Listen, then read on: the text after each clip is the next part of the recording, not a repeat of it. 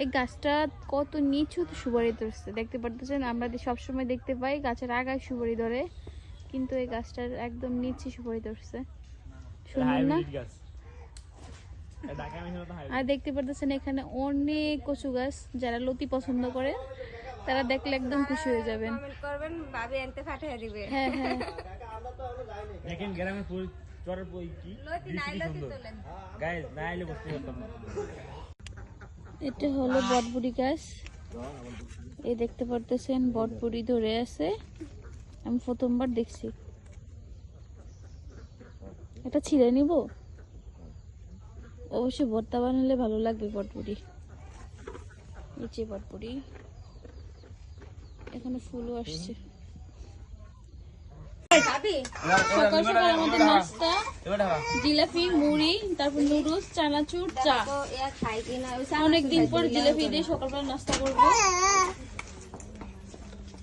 1000 বছর পরে। 1000 বছর আমার বয়স হয়েছে।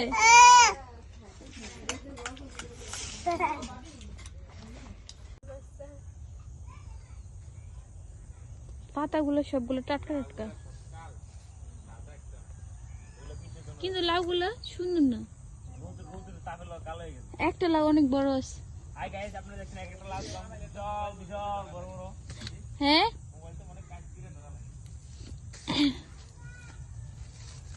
এই দেখতে পারতেছেন অনেকগুলো লাউ ধরছে গাছে। এটা একটু বড় হয়েছে একটা লাউ। হাই গাইস, ভাবি কদু দেখা যাচ্ছে ভিডিওর ভিতরে। কদু দেখাচ্ছে, কদু দেখতে পারতেছেন আপনারা।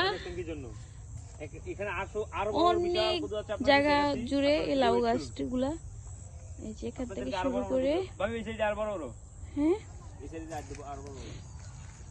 এখানে ধান কাটা শেষ। আর ছোটবেলায় এরকম অনেক খাটছি। কত ধান কাটতাম, ধান ইয়ালে। এই দেখতে পাচ্ছেন আরেকটা লাউ। ধান কাটি নেই অবশ্যই। এত সুন্দর, আমার লাইফে প্রথমবার আসছি চরে। আর শিশির পরে আছে, একদম গাছে পুরো শিশির পরে আছে। হ্যালো গাইস, এখন আমাদেরকে নাস্তা করার জন্য বলাচ্ছে। নাস্তা করতে যাব। ভাবি এই গ্রামে যেতে না আতাইলে ধান পাওয়া। ও মাই গড, হ্যাঁ হ্যাঁ, আমরা ছোটবেলায় না দেখতাম যে ইন্দুর গাড়ার ভিতরে ধান পাওয়া যায়। আর আমি আর মুর্শিদা বহুত ধান টোকাইছি ইন্দুর গ্রামে যেতে। এই যে ইঁদুরের করতো আর কি, এগুলো থেকে ধান বের করতো আগে ছোটবেলা। কে কে ইঁদুর গাড়ার থেকে ধান বের করছেন অবশ্যই কমেন্ট বক্সে জানাবেন। মাশাআল্লাহ, দেখতে পারতেছেন অনেক বড় একটা লাউ।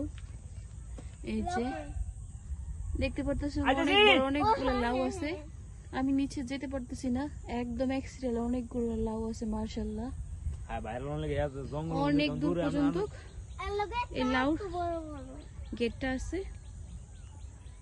তো আজকে আমাদের ভিডিওটাই পর্যন্ত। আপনারা সবাই ভালো থাকবেন, আল্লাহ হাফেজ। বেশি বেশি শেয়ার করবেন, লাইক করবেন, কমেন্ট করবেন। তোরা সবাই টাটা দিয়ে দেন।